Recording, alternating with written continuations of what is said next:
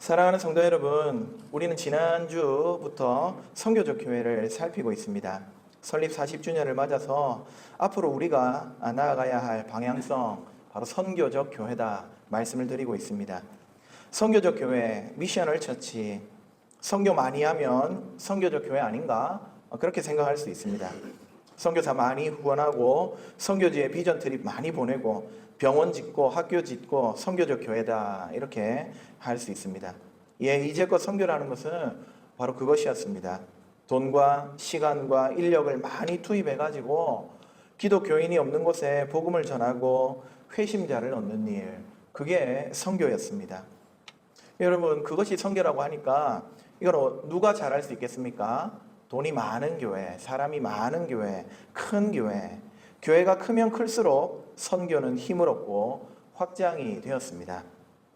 하지만 오늘날 한국의 개신교회를 살펴보면요, 사실상 쇠락의 길을 걷고 있습니다. 이것은 제가 부정적인 말을 하고 싶어서 하는 것이 아니라 통계가 보여주는 팩트를 단지 전하는 것입니다.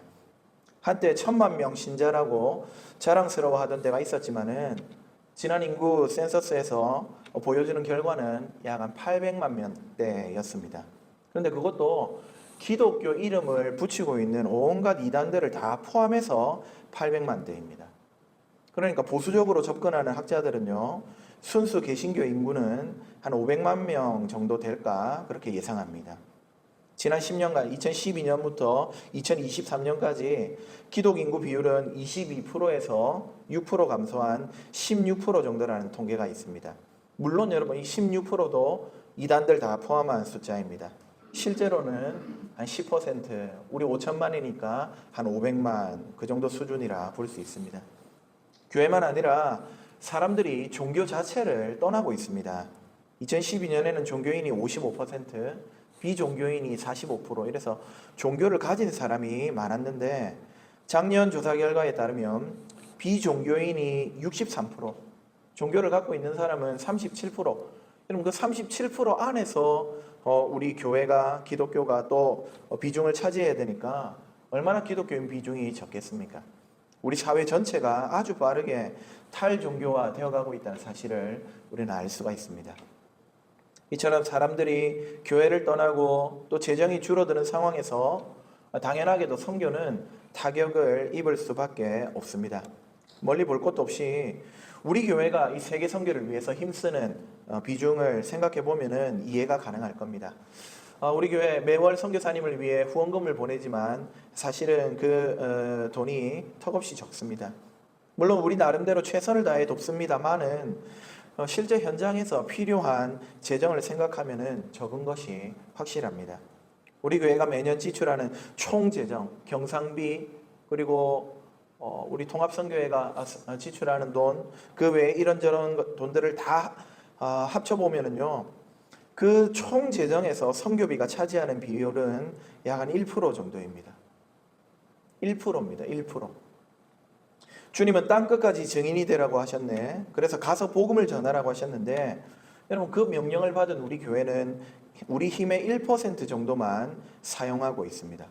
이게 무언가 잘못되어도 한참 잘못되었다는 느낌이 들지 않습니까? 돈과 인력이 큰 교회라야 할 수 있는 선교 사역인데, 여러분, 그 모든 교회에게 일반회에서 명령하신 주님이 잘못되었든지, 아니 크든지 작든지 너희는 돈 많이 들여서 선교하라고 하신 주님이 잘못되었든지, 아니면 무조건 우리 교회가 적다 하더라도, 내가 가난하다 하더라도 있는 거 없는 거 다 팔아서 선교하지 않는 우리가 잘못되었든지, 둘 중에 하나는 잘못된 것 같습니다. 하지만 여러분, 우리의 사명을 고민하고 진정한 선교를 수행하기 위해서 우리는 기존에 해오던 관습 혹은 습관에 눈을 돌릴 것이 아니라 성경에 집중할 필요가 있습니다. 성경이 선교를 무엇이라고 말하는지 다시금 발견할 필요가 있다는 것입니다. 많은 학자들이 진정한 선교에 대해서 다시금 발견하고 우리에게 제시하고 있습니다. 그리고 감사하게도 선교가 무엇인지, 선교의 주체가 누구인지, 선교할 때 교회의 역할은 무엇일까에 대한 새롭게 바라보는 시각을 우리에게 선사하고 있습니다. 알고 보니까요, 선교라는 것은 우리가 이때까지 알고 있었던 것처럼 멀리 돈을 들고 가서 교회당과 학교를 세우는 일, 그 일뿐만 아니라 지금 우리를 이 자리로 파송하신 바로 이곳에서 수행해야 하는 하나님의 과업이라는 사실을 깨닫게 되었습니다. 선교를 가만히 살펴보니까 이거는 단지 외국 전도가 아니었습니다. 선교란 것은 지난 시간 제가 말씀드렸다시피 하나님께서 만물을 회복시키고 만물을 자신과 화해하는 놀라운 사랑의 사역, 하나님의 사역이 선교였습니다. 이 사랑의 이야기를 완성하기 위해서 하나님은 자기 아들을 우리 삶의 현장으로 보내시는, 파송하시는, 미시오하시는, 미션하시는, 선교하시는 일을 행하셨던 겁니다. 하나님께서 아들을 보내어 세상을 구속하시고 화해시키는 일, 그것이 바로 선교였습니다.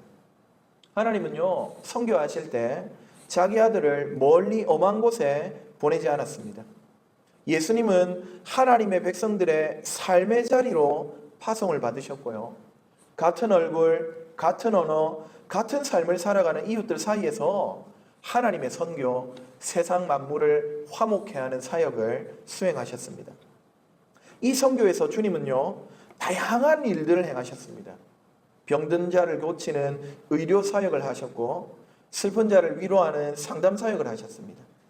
하나님의 나라를 배우지 못한 사람들을 교육하셨고 하나님의 나라가 임했다고 선포하는 목회 사역도 하셨습니다. 무엇보다도 그 생의 마지막에 세상 죄를 지고 십자가에 달려 죽으시는 대속의 사역, 구속의 사역을 하셨습니다. 이처럼 하나님의 선교는 예수님을 통해서 다양한 모습으로 이루어졌던 것입니다. 단지 복음 전파만 있는 게 아니라 예수님 오셔서 하나님의 선교를 수행하기 위해 너무나 많은 일들, 일상적인 일들을 행하셨던 것이죠. 그런데 놀라운 것은 하나님께서 우리 예수님을 보내셔서 미시오 하셔서 미션 하셔서 선교 보내셔서 일하셨는데 주님도 우리를 보내셔서 미시오 하셔서 미션을 주셔서 선교하셔서 보내고 계시다는 것입니다. 미션을 주어 선교하도록 우리를 파송하고 계십니다. 지난주에 이어서 오늘도 살피기 원하는 요한복음 20장 21절 여러분 보시면은요, 아버지께서 나를 보내신 것 같이 나도 너희를 보내노라, 미시오 하노라, 미션을 주노라 하십니다. 아버지 하나님께서 세상을 사랑하사 아들을 미시오, 선교하시면서 세상을 구속하셨는데 이제는 그 바통을 이어받아서 선교하는 자로 제자들을, 교회를 파송하고 계신 것입니다. 이 명령은요, 특별한 소명을 받은 몇몇에게만 주시는 말씀이 아닙니다. 어릴 적부터 선교사가 되기로 마음먹고 헌신하는 소수의 사람들에게 하신 말씀이 결코 아닙니다. 이 말씀은 예수님의 제자들, 예수님을 믿는 모든 교회, 그들에게 하시는 말씀입니다. 예수님 믿는 사람이라면 누구나 이 예수님이 주시는 선교의 사명, 미시오의 사명, 파송의 사명을 받았다는 말씀입니다. 우리 총회에 세계선교위원회 KPM이 있죠. KPM의 파송을 받은 몇몇 선교사들만 주님의 파송 받은 게 아닙니다. 예수님의 제자된 우리 모두가 주님이 파송하신, 주님이 보내신, 주님이 미시오하신 주님의 선교사라는 사실을 우리는 반드시 기억해야 합니다. 자, 그렇다면은 저와 여러분도 주님으로부터 미시오, 선교사로 파송을 받았는데 왜 우리는 동삼동에 있습니까? 여러분 다들 짐 싸서 아프리카로 가야 하는 것 아닙니까? 혹은 복음화요리 현저히 낮고 예수님을 들어본 적도 없는 7,200개 이상의 미전도 종족으로 출발해야 되는 건 아닙니까? 여러분 왜 지금 동삼동에 앉아서 예배하고 계십니까? 예수님은 파송하셨는데 혹시 여러분 지금 안 가고 뻗팅기고 계신 겁니까? 뭔가 이상합니다. 주님은 파송하신다고 지금 말씀하시는데 지금 우리는 아무도 선교지에 가 있지 않고 전부 동삼동에 앉아서 예배하고 있습니다. 여러분 왜 그런지 아십니까? 왜 우리가 아프리카 오지에 나가지 않고 여기 있는 줄 아십니까? 돈이 없어서입니까? 그렇지 않습니다. 그게 아니고 주님의 파송은요, 주님이 우리에게 원하시는 선교는요, 바로 이 동삼동에서 수행해야 하는 미션이기 때문입니다. 주님이 파송하셨다면 파송한 겁니다. 그죠? 우리는 어디 파송받았습니다. 어디로 파송받았습니까? 동삼동으로 파송받은 것입니다. 성경 말씀에 오류가 있습니까? 없지요? 성경 말씀에 나도 너희를 보낸다 했으면 보낸 겁니다. 우리 파송받은 겁니다. 그런데 우리는 이제껏 필리핀 오지로 아프리카 부족에게로 가는 것만이 선교라고 주님의 파송을 좁혀서 생각했지, 정작 우리를 삶의 현장으로 파송하신 주님의 선교, 주님의 뜻은 잘 헤아리지를 못했던 것입니다. 사랑하는 여러분, 주님께서 저와 여러분을 선교사로 파송하셨음을 믿으시기 바랍니다. 어디로 파송하셨는가? 지금 내가 발 딛고 사는 동삼동으로 파송하신 것을 믿으시기 바랍니다. 주님은 벌써 우리를 선교사로 인정하시고 보내셨습니다. 우리가 바로 이 지역의 선교사들입니다. 거창한 훈련과 많은 재정을 들고 멀리 나가는 선교사님들도 귀하지만, 사실은 우리 그리스도인들 너나 할 것 없이 모두가 자기 삶의 자리에서 선교하도록 주님이 파송하셨던 것입니다. 우리 옆에 분들의 얼굴을 한번 보십시오. 어떻습니까? 선교사처럼 생겼습니까? 우리 인사합시다. 아이고 김선교사님 반갑습니다. 아이고 최선교사님 반갑습니다. 예, 여러분, 우리가 바로 선교사입니다. 우리가 바로 내 가정으로, 내 직장으로, 이 동네로 파송받은 주님의 선교사입니다. 멀리 있는 현장이 선교지가 아닙니다. 우리가 예배드리고 저 문을 나가서 딛는 모든 땅이 바로 미션 플레이스, 선교지입니다. 주님이 여러분을 가정 선교사로 파송하셨음을 믿으시기 바랍니다. 주님이 우리를 직장 선교사로 보내셨음을 믿으시기 바랍니다. 주님이 우리를 학교로, 캠퍼스 사역자로 세우셨음을 믿으시기 바랍니다. 우리 모두가 주님의 선교사로 파송받은 자들입니다. 아버지께서 나를 보내신 것 같이 나도 너희를 보내노라. 아주 특별한 소명받은 일부 선교사에게만 이 말씀을 주시지 않았습니다. 주를 믿는 모든 신자들은 예수님의 파송, 예수님의 미시오, 예수님의 미션을 받아 보냄받은 주님의 선교사인 줄 믿으시기 바랍니다. 자, 그렇다면은 오늘 여러분에게 진짜 하고 싶은 말씀이 지금부터인데요. 주님이 우리를 보내셨다면 우리는 어떻게 선교해야 합니까? 무엇을 해야 합니까? 동삼동에 예배당을 지어야 합니까? 예배당 짓는데 얼마면 됩니까? 얼마 전에 동삼동에 한 교회가 건축을 위해서 부지를 구입했는데, 여러분 잘 아시는 그 맛있는 갈비탕집 아시죠? 한우고기 팔고 가격을 보니까 약 한 40억 정도 되더라고요. 근데 부지 사놓고 아직 예배당은 짓지도 못했습니다. 우리도 이 지역에 선교하려면 예배당 지어야 하니까 적어도 한 40억은 모아야 됩니까?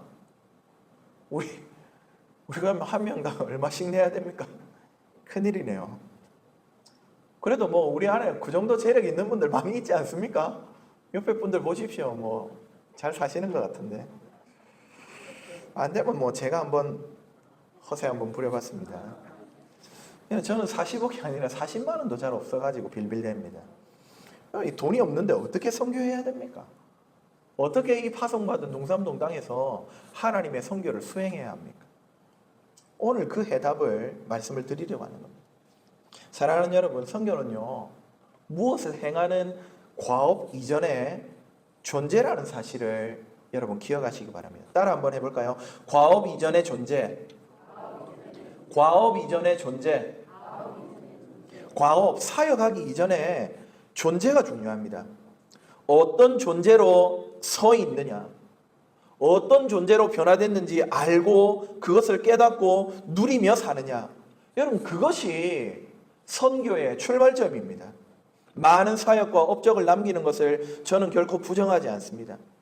하지만 주님이 우리를 삶의 현장으로 파송하실 때는 우리가 어떤 일을 많이 해가지고 하나님의 선교, 하나님이 세상을 회복하시고 만물을 화해시키는 그 일을 하기를 기대하면서 보내신 게 아닙니다.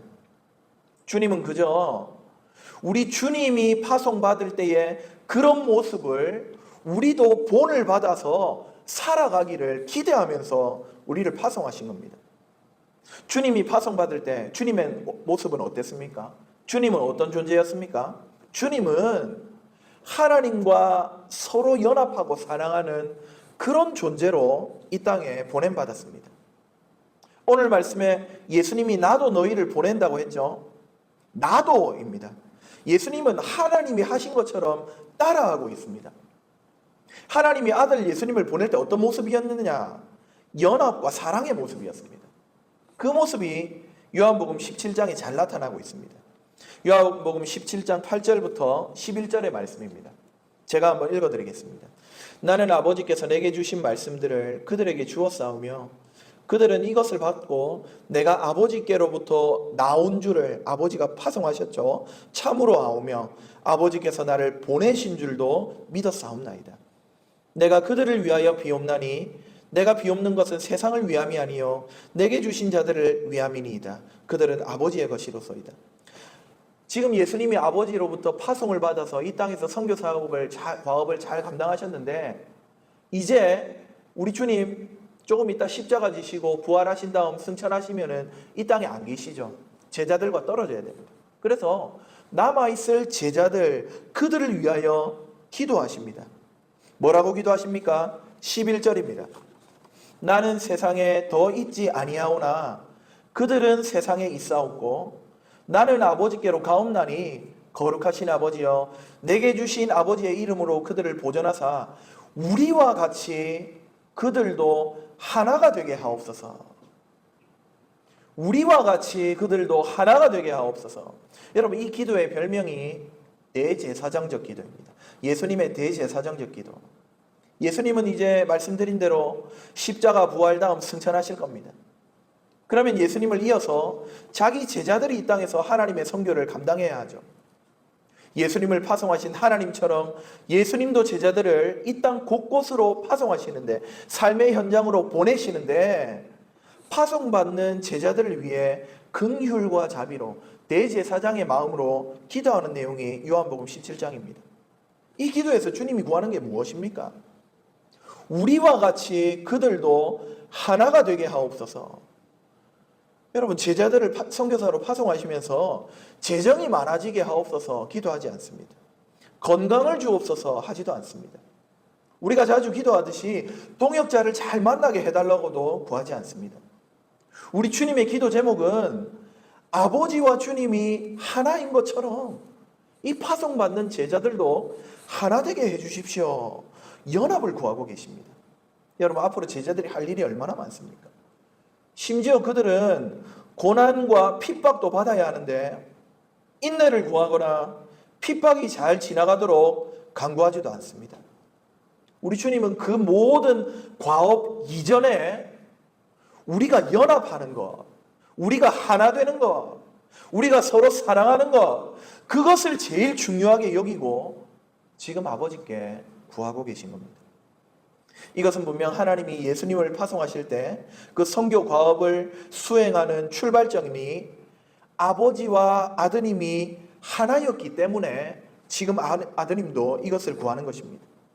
예수님이 이 땅에 와서 사역하실 때 수많은 과업을 행하셨지만 그 모든 사역의 원동력은요 바로 자신을 파송하신 아버지와 이 아드님이 하나이고 연합해 있고 서로 사랑하는, 그래서 무한히 신뢰하는 관계였기 때문에 모든 사역을 감당할 수 있었던 것을 주님은 기억하고 계셨던 겁니다. 생각해 보십시오. 아무리 아버지가 과업을 맡긴다고 해서 여러분 죽으라고 하는 말에 어떻게 순종할 수 있습니까? 하지만 우리 예수님은 마지막까지 아버지의 뜻을 거역하지 않고 십자가를 지십니다. 그 힘이 어디에서 왔느냐 이 말입니다. 바로 아버지를 향한 무한한 신뢰, 아버지와 누리는 진정한 하나됨, 아버지의 사랑을 결코 의심하지 않는 그 연합이 우리 예수님으로 하여금 십자가를 감당케 한 것입니다. 바로 이런 하나님과 예수님, 나아가 성령 하나님까지의 삼위 하나님의 연합이, 사랑이 성교의 기초요 출발선입니다. 그렇기 때문에 주님은 하나님께 제자들도 우리와 같이 하나 되게 하옵소서, 나도 저들을 파송하는데 우리처럼 하나가 되어서 서로 사랑하면서 선교하게 하소서 간구하고 계신 것입니다. 사랑하는 성도 여러분, 삶의 현장으로 파송받은 선교사 여러분, 우리가 연합할 때, 우리가 서로 사랑할 때 비로소 하나님의 선교가 시작됨을 믿으시기 바랍니다.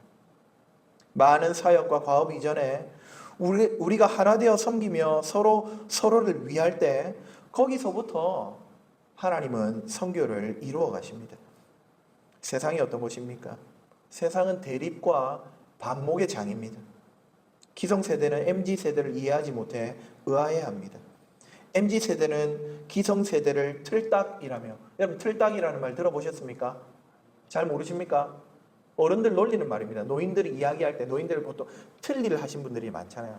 근데 그 말이 말로 안 들리고 틀리 딱딱딱딱 한다고, 말 같지도 않은 소리 한다고 틀딱이라고 부릅니다. 이 말을 처음 들어보셨어요? 이 말이 나온 지는 벌써 수년, 한 10년은 된 것 같습니다. 그렇게 부르면서 기성세대를 조롱합니다. 세대 간의 갈등과 불화가 깊어져만 갑니다. 여당과 야당은 서로 잡아먹으려고 눈에 불을 켜고 으르렁댑니다. 여러분, 맨날 그 야당 싸우는 모습 국민의 눈에 얼마나 꼴사납게 보입니까? 요즘은 남녀 사이의 대립도 심각합니다. 얼마 전에 여러분 부산기업인 르노자동차, 거기서 1조 몇천억을 들여가지고 개발한 신차를 한 2주 전인가 발표를 했습니다. 그 신차를 개발해가지고 홍보하잖아요. 근데 그 홍보 영상에 남성을 비하하는 손가락 제스처를 이 출연한 여자 직원이 일부러 계속해서 사용을 했습니다. 이게 인터넷에 일파만파 퍼져가지고요, 이 남자들이 르노차 불매 운동을 벌이고 난리가 났습니다. 르노차 여러분, 부산 매출 1위 기업이라는 거 알고 계시죠? 야간 평균 매출이 4조 몇천억 된답니다. 근데 안타깝게도 전국 순위로는 110등 정도밖에 안 됩니다. 부산 1등이 전국 110등입니다. 근데 그 차에 매출이 반토막 났습니다.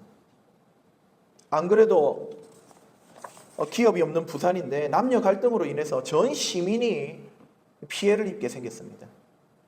김해를 비롯한 경남 인근에는요, 한국인 사업자와 외국인 노동자들이 서로 대립하고 싸웁니다.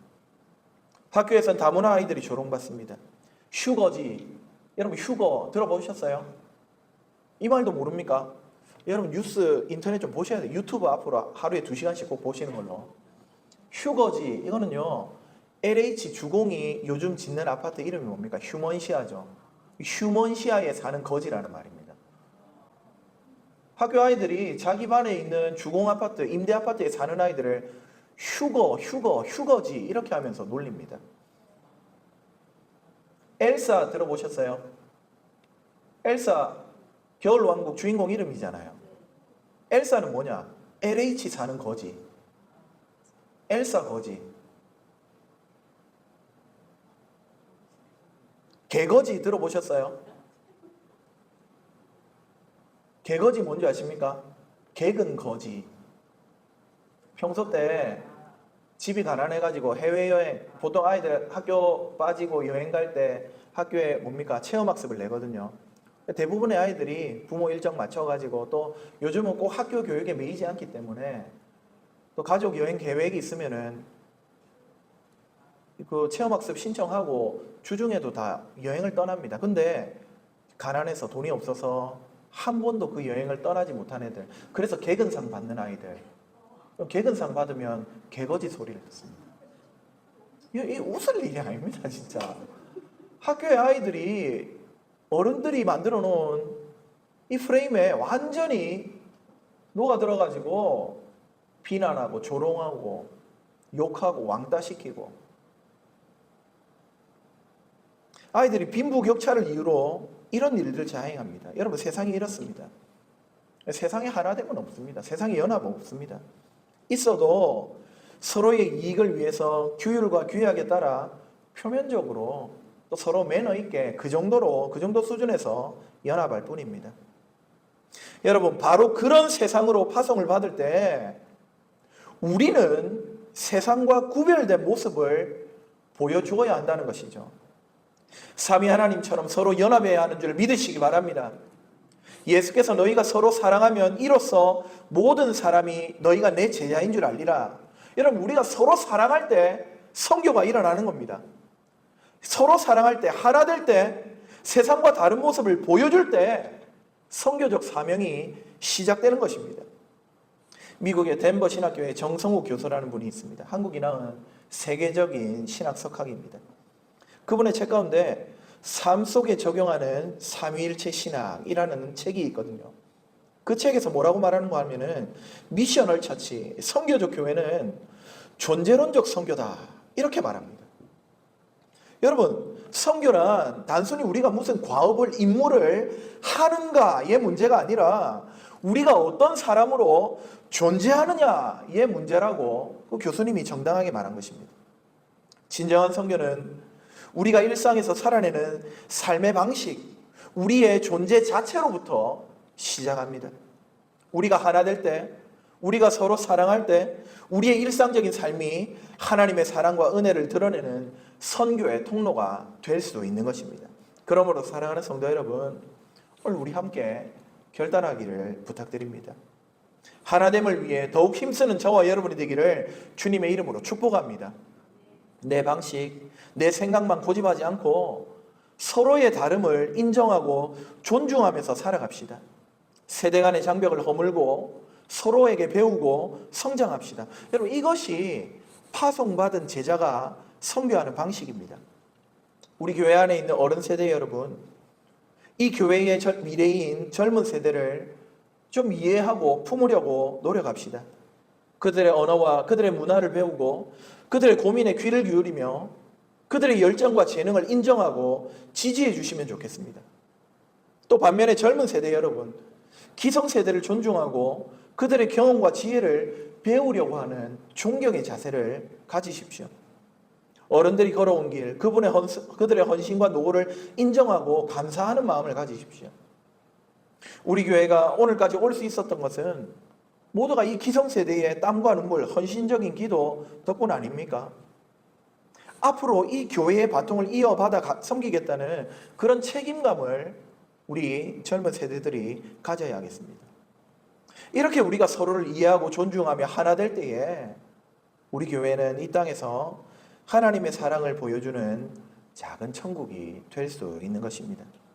우리의 존재 자체가 복음이 되고 우리의 삶이 하나님의 사랑을 증거하는 결과를 맞게 될 것입니다. 그때 우리는 진정한 의미에서 빛과 소금이 되고 산 위의 동네가 되는 것이겠죠. 사랑하는 여러분, 말씀을 맺겠습니다. 마더 테레사 이런 말을 했습니다. 우리는 위대한 일을 할 수 없습니다. 다만 작은 일을 큰 사랑으로 할 수 있을 뿐입니다. 우리의 하나됨과 사랑이 작아 보일지 모릅니다. 하지만 그것이야말로 세상을 변화시키는 큰 능력이 됩니다. 많은 과업과 큰 일이 우리에게 주어진 게 아닙니다. 사랑하는 성도 여러분, 하나님께서 우리에게 선교적 사명을 주셨습니다. 하나 되어 사랑하는 선교적 교회가 되어서 주님의 나라를 우리 가정과 교회와 이 지역에 건설하는 복된 선교사님들이 다 될 수 있기를 주님의 이름으로 축복합니다. 아멘.